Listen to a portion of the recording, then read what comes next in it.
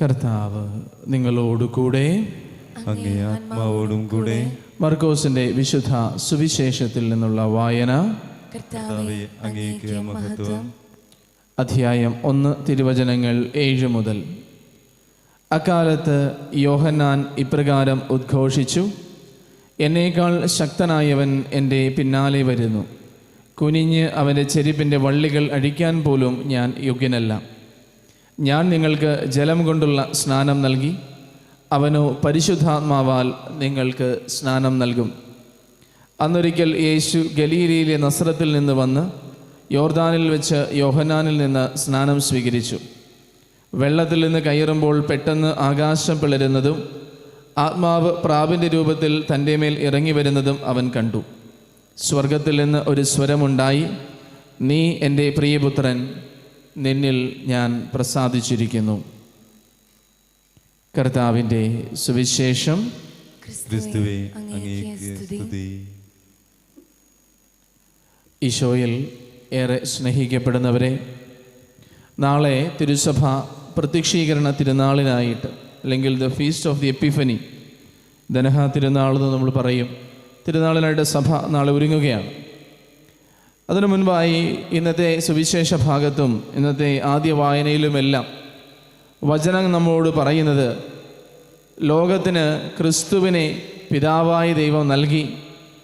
ആ ക്രിസ്തുവിലൂടെയാണ് നിത്യജീവനിലേക്ക് നമ്മളെല്ലാവരും വിളിക്കപ്പെട്ടിരിക്കുന്നത്.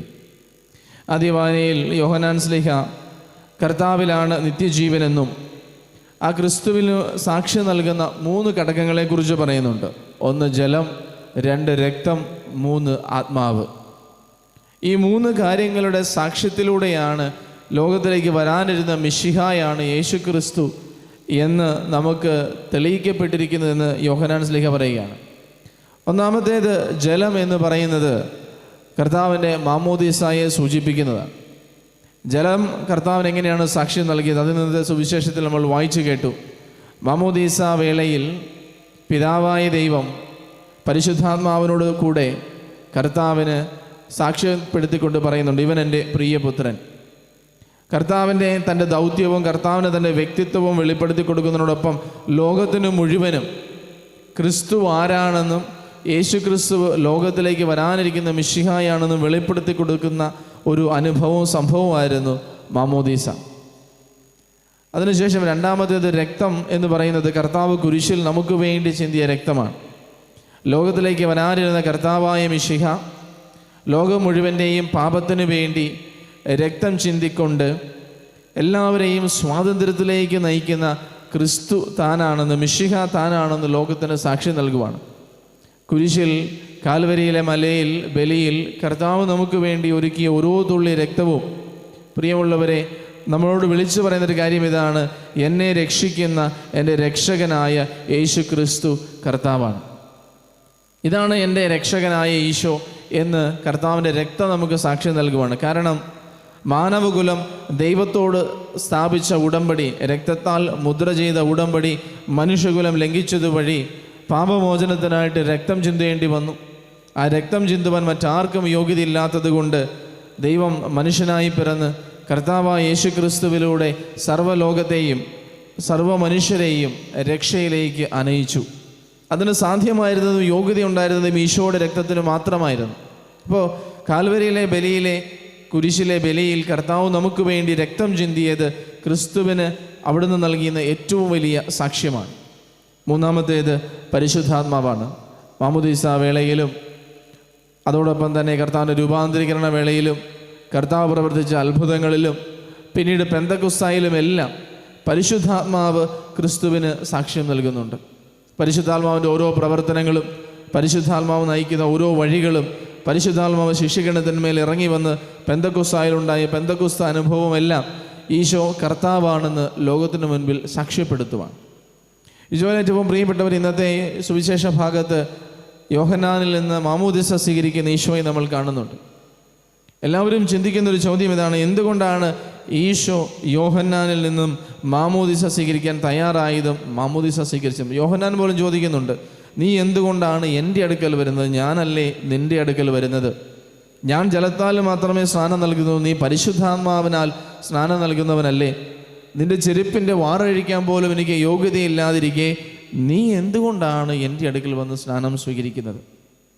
ഒരുപക്ഷെ നമ്മളും ചോദിച്ചേക്കാവുന്നൊരു ചോദ്യം ഇതാണ്. പ്രിയമുള്ളവരെ, ഈശോ ജനിക്കാൻ സമയം ഈശോയെക്കുറിച്ചുള്ള പ്രവചനങ്ങളിൽ കർത്താവിന് നൽകുന്ന ഒരു പേരെന്താണ്, വിശേഷണം എന്താണ്? ഇമ്മാനുവേൽ, ദൈവം നമ്മോട് കൂടെ. കർത്താവ് താൻ ജനിച്ച നിമിഷം മുതൽ കർത്താവിൻ്റെ ജീവിതം ഒരുക്കപ്പെട്ടിരുന്നത് കുരിശിലേക്കാണ്. കുരിശിലെ ബലി വഴി ലോകത്തെ മുഴുവനും സ്വാതന്ത്ര്യത്തിലേക്കും രക്ഷയിലേക്കും ദൈവമക്കൾ എന്ന അനുഭവത്തിലേക്കും വീണ്ടെടുക്കുവാൻ വേണ്ടി കുരിശുമരണത്തിലേക്ക് വിളിക്കപ്പെട്ടിരുന്നതാണ് കർത്താവിൻ്റെ ജീവിതം. അതിനുവേണ്ടി ഒരുക്കിയതാണ് കർത്താവിൻ്റെ ജന്മവും കർത്താവിൻ്റെ ജീവിത സാഹചര്യങ്ങളുമെല്ലാം. അപ്പോൾ കർത്താവിൻ്റെ ജീവിതത്തിൻ്റെ ഓരോ നിമിഷവും തൻ്റെ മിഷൻ, തൻ്റെ ദൗത്യത്തിൻ്റെ പൂർത്തീകരണത്തിലേക്കുള്ള ഓരോ കാലെടുത്ത് വയ്പ്പായിരുന്നു. അതിലേറ്റവും പ്രസ്പഷ്ടമായിട്ട് നമ്മൾ കാണുന്നൊരു കാര്യം കർത്താവിൻ്റെ മാമോദീസയാണ്.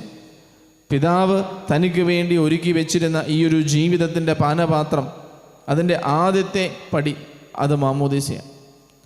പിതാവായ ദൈവം ഈ സർവ്വലോകത്തിനു വേണ്ടി താൻ കുരിശിൽ മരിക്കണമെന്നും താൻ പൂർണ്ണമായിട്ടും ലോകത്തെ വീണ്ടെടുക്കുന്നതിന് വേണ്ടി തൻ്റെ ജീവിതം ബലിയായി നൽകണമെന്നുമുള്ള ആ ഒരു ജീവിത ദൗത്യത്തിൻ്റെ ഏറ്റവും ഉദാത്തമായ അനുസരണവും ഒന്നുചേരലും പങ്കുപറ്റലുമാണ് മാമോദീസ. അതുകൊണ്ടാണ് പാപം ചെയ്യാത്ത കർത്താവ് നമ്മളിൽ ഒരാളെ പോലെ, പാപിയെ പോലെ മാമോദീസ സ്വീകരിക്കാൻ തയ്യാറാകുന്നത്. അത് ദൈവം നമ്മോട് കൂടെയുണ്ടെന്നും ദൈവം നമ്മോടൊപ്പമുണ്ടെന്നും പാപമില്ലാത്തവൻ പോലും നമുക്ക് വേണ്ടി പാപമേറ്റവനെ പോലെ നമ്മൾ കടന്നു പോകുന്ന അതേ ശിക്ഷയിലൂടെ കടന്നു പോകാൻ തയ്യാറായി നമ്മളെ വീണ്ടെടുക്കുവാൻ വേണ്ടി ലോകത്തിലേക്ക് വന്നിരിക്കുന്നു എന്ന് കാണിക്കുന്നതിന് വേണ്ടിയിട്ടാണ്. ചുറ്റുമുള്ള എല്ലാവരും പാപികളാണ്. അവരെ മാനസാന്തരത്തിലേക്ക് ക്ഷണിച്ചുകൊണ്ടാണ് സ്നാപക യോഹന്നാൻ അവരെ മാമോദീസ മുക്കുന്നത്.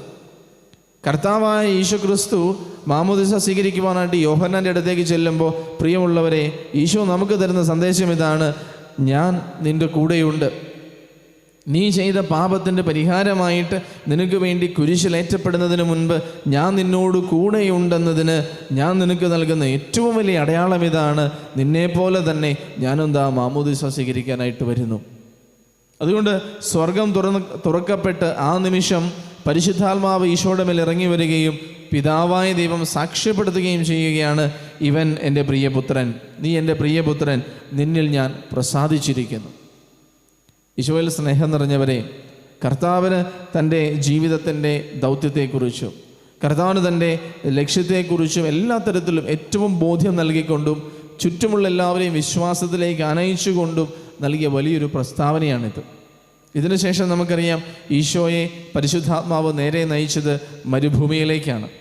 തനിക്ക് ലഭിച്ച പിതാവിൽ നിന്ന് കിട്ടിയ ആ ഒരു സ്റ്റേറ്റ്മെൻറ്റ്, താൻ അവിടുത്തെ പ്രിയപുത്രനാണെന്നും തന്നിൽ പ്രസാദിച്ചിരിക്കുന്നുവെന്നുള്ള പിതാവിൻ്റെ ആ ഒരു വെളിപ്പെടുത്തലെ ഏറ്റവും കൂടുതൽ ഹൃദയത്തിൽ ഏറ്റെടുത്തും ആഴത്തിലും അത് ജീവിക്കുന്നുണ്ടെന്ന് അറിയുന്നതിന് വേണ്ടി ആ ഒരു പരീക്ഷണത്തിലൂടെ കർത്താവ് മരുഭൂമിയിലൂടെ കടന്നു പോവുകയാണ്. അതിനെ ജയിച്ചടക്കി കഴിയുമ്പോൾ നൽകുന്ന ഏറ്റവും വലിയ ഒരു ഉറപ്പെന്താണ്? പിതാവായ ദൈവം എനിക്ക് തന്നിരിക്കുന്ന ആ ജീവിത വിളിയിൽ ഞാൻ ഉറച്ചു നിൽക്കുന്നു. അതെനിക്ക് മനസ്സിലായി. ആ പാതയിൽ മുന്നേറുവാൻ ഞാൻ തയ്യാറാണ്. ആ പരീക്ഷയെ ജയിച്ചു കയറുകയാണ്. ഈശോയിൽ സ്നേഹം നിറഞ്ഞവരെ, ക്രിസ്തുമസും ഈ വരുന്ന ദനഹാ തിരുനാളും പ്രത്യക്ഷീകരണ തിരുനാളും കർത്താവിൻ്റെ ഓരോ തിരുനാളുകളും നമ്മളെ ഓർമ്മപ്പെടുത്തുന്ന ഏറ്റവും വലിയ സത്യം ഇതാണ്: ദൈവം നമ്മുടെ കൂടെയുണ്ട്. നമ്മളിൽ നിന്നും മാറി നടക്കുന്ന, നമ്മളെക്കുറിച്ച് കരുതലില്ലാത്ത, നമ്മളെക്കുറിച്ച് ചിന്തയില്ലാത്തൊരു ദൈവമല്ല നമുക്കുള്ളത്.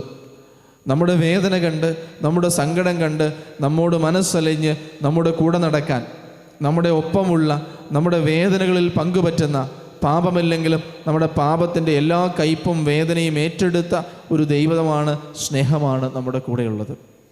അതുകൊണ്ട് നമ്മൾ ഒരിക്കലും ജീവിതത്തിൽ നിരാശയിലേക്കോ നമ്മുടെ ജീവിതത്തിൽ വിലയില്ല എന്നോ ജീവിതം നഷ്ടപ്പെട്ടുവെന്നോ ഞാൻ എന്തിനു ജീവിക്കണമെന്നൊരു ചിന്തയിൽ നമ്മൾ ഒരിക്കലും വീണു പോകരുത്. കാരണം മറ്റാരുമില്ലെങ്കിലും എന്നെ കരുതുന്ന, കൂടെ നടക്കുന്ന ഒരു ദൈവം എനിക്കുണ്ട്. എനിക്ക് വേണ്ടി എല്ലാ തരത്തിലും താഴ്ത്തപ്പെട്ടവനായിട്ടും അപമാനിക്കപ്പെട്ടവനായിട്ടും എല്ലാ വേദനകളും ഏറ്റെടുത്തിട്ട് കർത്താവ് എനിക്കുണ്ട്. കർത്താവിൻ്റെ ഓരോ തിരുനാളും, പ്രത്യേകിച്ചും ഇന്നത്തെ സുവിശേഷ ഭാഗം, നാളെ വരുന്ന കർത്താവിൻ്റെ പ്രത്യക്ഷീകരണ തിരുനാളൊക്കെ നമ്മോട് പറയുന്ന കാര്യം ഇതാണ്: ദൈവം എൻ്റെ ഒപ്പമുണ്ട്. എന്നെപ്പോലെയാകുവാൻ, എൻ്റെ വേദനയിൽ പങ്കുപറ്റുവാൻ, എൻ്റെ സന്തോഷത്തിൽ പങ്കുപറ്റുവാൻ, എൻ്റെ കണ്ണുനീര് തുടയ്ക്കാൻ, എൻ്റെ ചങ്കിടിപ്പ് അറിയാൻ എൻ്റെ കൂടെ നടക്കുന്ന ഒരു കർത്താവ് എനിക്കുണ്ട്. അത് വെളിപ്പെടുത്തി തന്നുകൊണ്ട് കർത്താവ് എന്നെപ്പോലെ തന്നെ മാമോദീസ സ്വീകരിക്കുവാൻ, അനുതാപത്തിൻ്റെ മാനസാന്തരത്തിൻ്റെ മാമോദീസ സ്വീകരിക്കാൻ തയ്യാറാകുന്നത് കൊണ്ടാണ് ഞാനും നിൻ്റെ കൂടെയുണ്ട്. മാറി നിന്ന് നിന്നെ വീക്ഷിക്കുന്ന ദൈവമല്ല, കൂടെ നടന്ന് കരുത്തേകുന്നൊരു ദൈവമാണ് നമുക്കുള്ളത്. ദൈവം നമ്മെ ഓരോരുത്തരെയും അനുഗ്രഹിക്കട്ടെ.